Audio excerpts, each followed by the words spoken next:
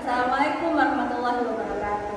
Apa kabar anak-anak? Semoga kalian selalu dalam lindungan Allah Subhanahu wa taala. Hari ini kita akan belajar tentang kisah keteladanan Nabi Muhammad SAW.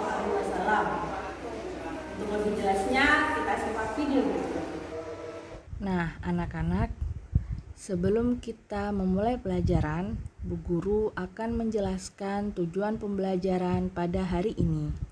Yang pertama, setelah melihat tayangan video, siswa dapat menganalisis kisah keteladanan Nabi Muhammad SAW dengan benar. Kedua, setelah mengerjakan kegiatan pada LKPD, siswa dapat menyimpulkan kisah keteladanan Nabi Muhammad SAW dengan baik. Ketiga, setelah melihat tayangan video, siswa dapat menunjukkan sikap keteladanan Nabi Muhammad SAW dalam kehidupan sehari-hari secara konsisten. Keempat, setelah mengerjakan kegiatan pada LKPD, siswa dapat menyusun peta konsep tentang kisah keteladanan Nabi Muhammad SAW dengan baik. Sikap keteladanan Nabi Muhammad SAW yang pertama adalah kejujuran Nabi Muhammad SAW. Nabi Muhammad terkenal dengan kejujurannya sejak kecil. Pada usia remaja, beliau diminta bantuan oleh pamannya untuk membawa barang dagangan saudagar kaya raya, yaitu Siti Khadijah. Pada usia 35 tahun, pada peristiwa peletakan Hajar Aswad, Nabi Muhammad mendapat gelar Al-Amin yang artinya orang yang dapat dipercaya. Peristiwa ini bermula ketika Nabi Muhammad SAW bersama-sama dengan orang-orang Quraisy diminta untuk memperbaiki Ka'bah. Ketika pembangunan sudah sampai ke bagian Hajar Aswad, bangsa Quraisy berselisih tentang siapa yang mendapatkan kehormatan untuk meletakkan Hajar Aswad ke tempatnya semula. Pada akhirnya mereka sepakat untuk menunjuk Muhammad SAW sebagai orang yang tepat untuk melakukan hal tersebut. Rasulullah pun kemudian menyarankan suatu jalan keluar yang sebelumnya tidak terpikirkan oleh mereka. Beliau mengambil selembar selendang, kemudian Hajar Aswad itu diletakkan di tengah-tengah selendang tersebut. Beliau lalu meminta seluruh pemuka kabilah yang berselisih untuk memegang ujung-ujung selendang itu. Mereka kemudian mengangkat Hajar Aswad itu bersama-sama. Setelah mendekati tempatnya, Rasulullah SAW lah yang kemudian meletakkan Hajar Aswad tersebut. Ini merupakan jalan keluar yang terbaik. Seluruh kabilah setuju dan meridhoi jalan keluar ini. Mereka pun tidak jadi saling menumpahkan darah. Sejak saat itu, beliau dikenal di antara kaumnya dengan sifat-sifat yang terpuji. Sikap yang kedua yaitu kasih sayang Nabi Muhammad terhadap anak, keluarga, orang tua, dan masyarakat. Selain memiliki sifat jujur dalam berdagang dan bergaul, Rasulullah SAW sayang terhadap keluarga dan orang-orang di sekitarnya. Nabi Muhammad pada zaman jahiliyah, di mana penduduk Mekah sangat tidak menghargai perempuan, namun Nabi Muhammad dengan bangganya menggendong putrinya Fatimah yang masih balita sambil mengelilingi Ka'bah. Dan hal ini membuat masyarakat Quraisy menjadi heran. Nabi Muhammad juga sayang kepada cucunya Hasan dan Husain, putra Siti Fatimah. Beliau bersabda, "Barang siapa tidak mau berbelas kasih, maka ia tidak akan mendapatkan belas kasih." Selain itu, Nabi Muhammad juga mengajarkan kita untuk menghormati orang tua. Ibnu Mas'ud pernah bertanya kepada Nabi Muhammad SAW, amal apakah yang paling disukai oleh Allah Subhanahu wa taala? Nabi bersabda, mengerjakan sholat tepat pada waktunya.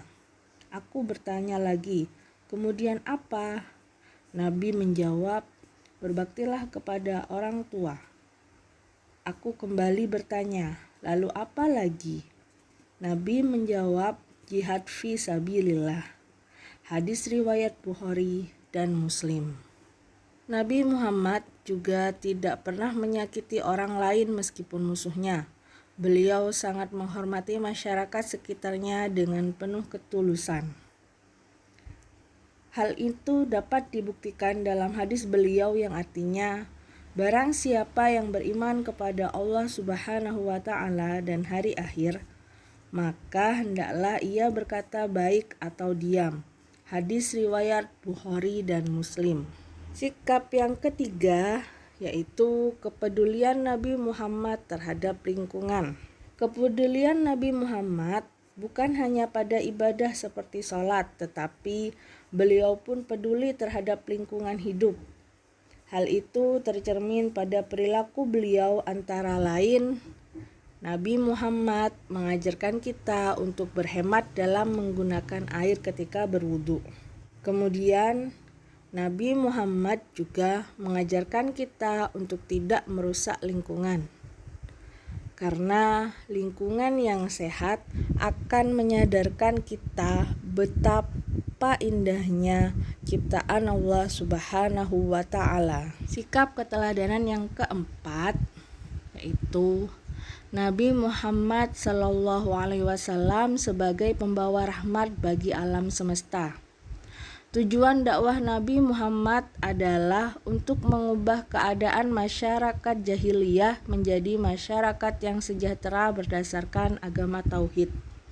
Agama tauhid yaitu agama yang meyakini bahwa Allah Subhanahu wa Ta'ala adalah Tuhan yang Maha Esa.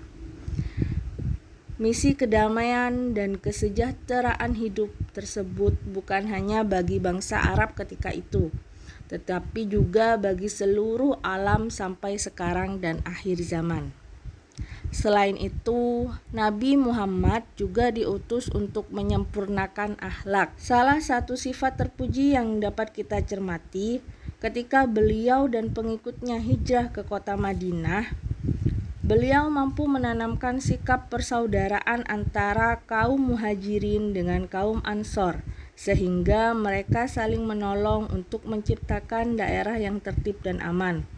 Di samping itu, masyarakat berperilaku sopan santun sesuai ajaran Rasulullah SAW.